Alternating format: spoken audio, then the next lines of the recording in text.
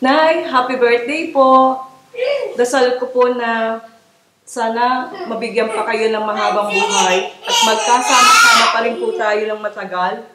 Kasi binabala ko na rin pong mag-for good na mga ilang years na lang po ako rito. Sana po makapag-ipon pa rin ako.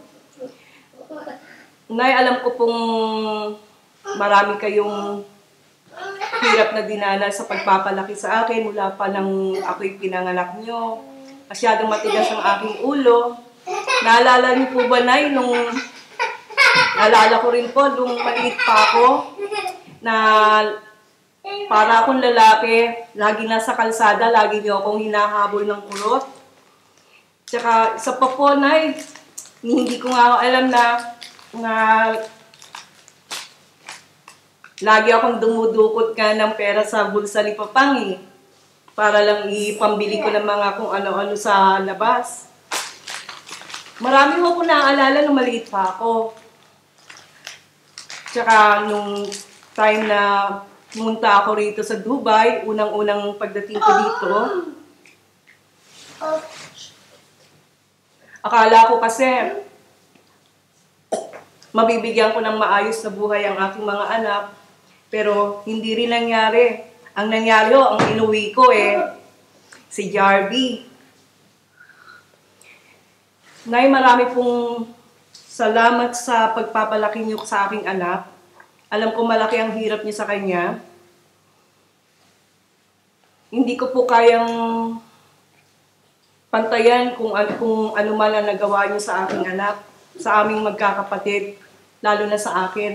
Alam ko na, Nay, wala akong naibigay sa inyong maganda. Sana po, bigyan pa rin ako ng pagkakataon na makauwi, magkasama tayong muli, at gusto ko makasama ko ulit kayo na matagal. Nay, pero pangako po, Nay, talagang pipilitin kong makauwi ngayong December para magkasama-sama naman tayo pong muli. Kasabay nila Ate Glo at ni Aida.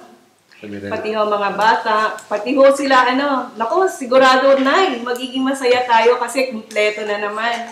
Saan ba tayo mamamasyal? Sana sa pag-uwi ko by December, marami akong dalang pera. Pero hindi ko alam kung makakapag-ipon ako kasi gastos At alam niyo naman po dito ngayon, mahirap din ang buhay dahil recession. Pagpasensyahan niyo na ho rin, Nay, dahil hindi ako nung nakakapagpadala sa inyo ng madalas. Kailangan ko pa rin pong suportahan, lalo ng aking panganay. Palagi pa rin pong pasaway.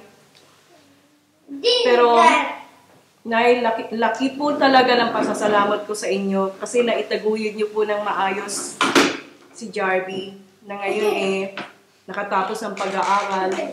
Ganon din po pagpapasalamat ko kay Papang. Sana po na maganda na ang kanyang kalagayan.